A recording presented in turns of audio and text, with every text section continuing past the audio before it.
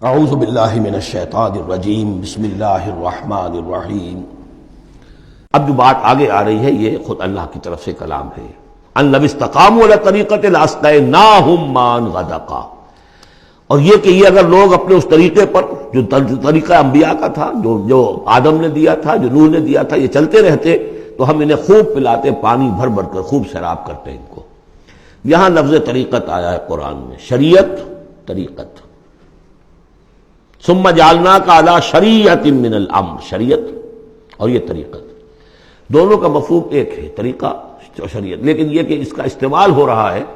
کہ شریعت سے مراد لی جاتی ہے جو دین کا قانون ہے، اس کے ظاہری پہلو، قانونی پہلو، اور طریقت اسی کے باطنی پہلو کا نام ہے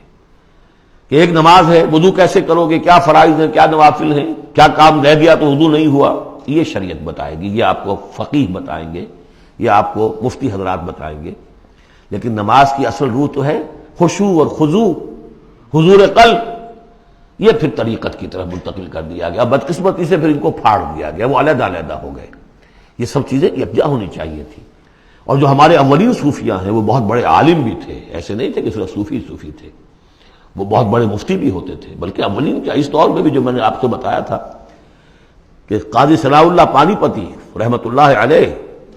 وہ مفتی بھی ہیں، مفسر بھی ہیں، محدث بھی ہیں، اور بہت بڑے مرشد بھی ہیں، میرزا مظہر جانے جانا شہید کے خلیفہ ہیں، اور یہ سب شیخ احمد سرہندی رحمۃ اللہ علیہ کا جو سلسلہ ہے، سلسلہ مجددیہ نقشبندیہ، اس کے بزرگ ہیں، تو وہ ہیں وہ جامع و صفات لوگ۔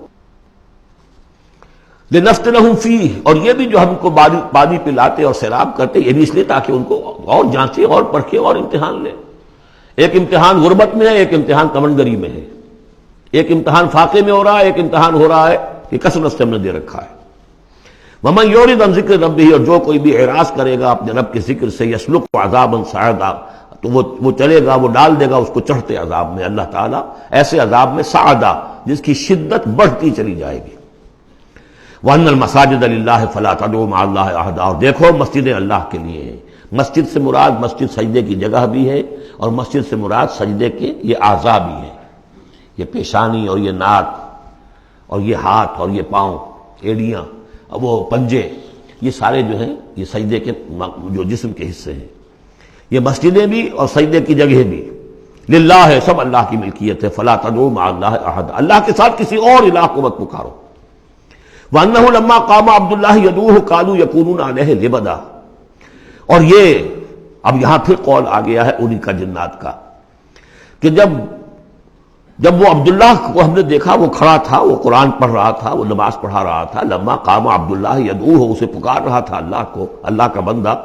قالوا یکونون علیہ لبدا، وہ تو ایسے ہو رہے تھے سننے والے گویا کہ اس کے اوپر ٹھٹ کے ٹھٹ جمع ہو جائیں گے وہاں پر، لیکن یہ کہ وہ ایمان نہیں لا رہے تھے۔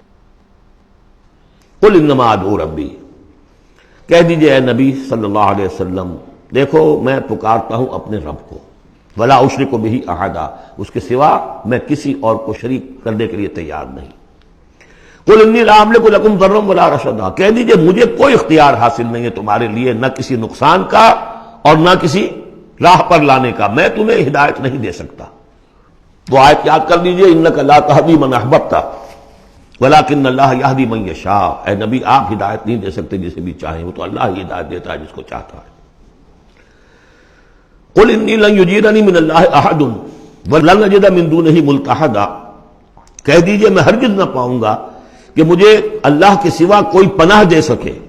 یجیرنی من اللہ احد،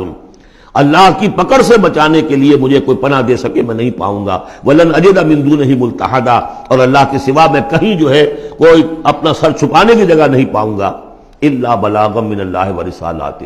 الا یہ کہ میں اس کی طرف سے پیغامات اور اس کی طرف سے تبلیغ کا فریضہ سر انجام دوں۔ اگر میں نے یہ کام نہیں کیا تو میں پکڑا جاؤں گا۔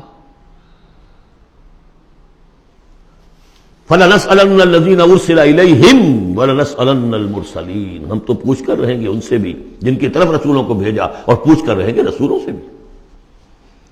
وَمَن يَعْصِ اللَّهَ وَرَسُولَهُ، جو کوئی بھی اللہ اور اس کے رسول کی نافرمانی کرے گا، فَإِنَّ لَهُ نَارَ جَهَنَّمَ خَالِدِينَ فِيهَا أَبَدًا، تو اس کے لیے تو پھر جہنم کی آگ ہے جس میں وہ ہمیشہ ہمیشہ رہے گا۔ صدق اللہ العظیم۔